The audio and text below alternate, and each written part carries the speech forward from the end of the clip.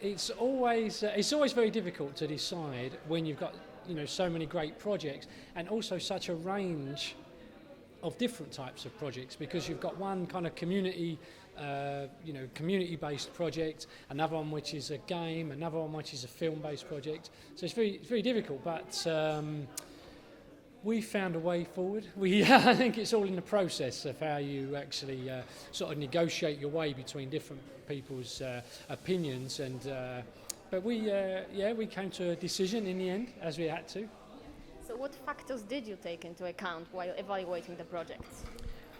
I think we were looking for projects that were very creative and projects that also had a commercial basis, or at least a commercial future. So they were two factors, but also what it would mean to the people to win, and what it would mean to Filmteractive, because you want to communicate what is Filmteractive all about through the awards.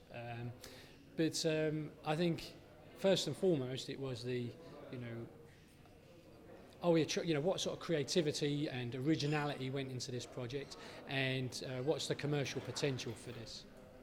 So, as you have already mentioned, and that was quite obvious from the screenings and from the pitching session, the projects were quite different in the approach, the scope of action, and so on and so forth. So, on what aspect did you personally what aspects interested you most in the project that we could see today here at Filmteractive? So for me, the projects that I personally were attracted to were the ones that were exploring new ways of storytelling. So, for example, the virtual reality project, I know that there's a lot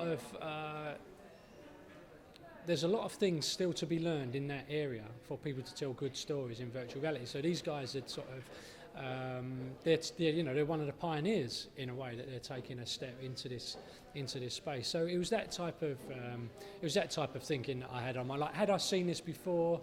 There were some projects that had people that were very enthusiastic, but maybe they needed some support. Maybe they didn't have the expertise yet. And so I also felt a little bit drawn towards those projects. You think these guys really have something, but they're maybe not exploiting it as well as they could, and they could benefit from some help. Any recommendations for the next year project creators? Oh, for next year's project creators, well, well, I would say that the event is called Filmteractive, so think about innovative projects. I mean, so there were like 40 odd projects that were submitted to me, and goodness knows how many were submitted to Filmteractive.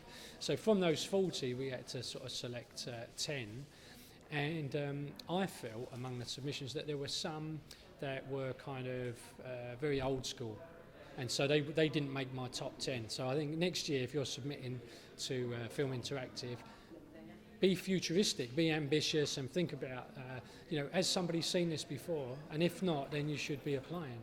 So think big. Yeah, right? Exactly. Think big and be original. Don't be afraid to be original. Perfect. And final question, are you satisfied with the final results? Yes, I'm satisfied with the final results. Yes, of course. So thank you very much. Thank you.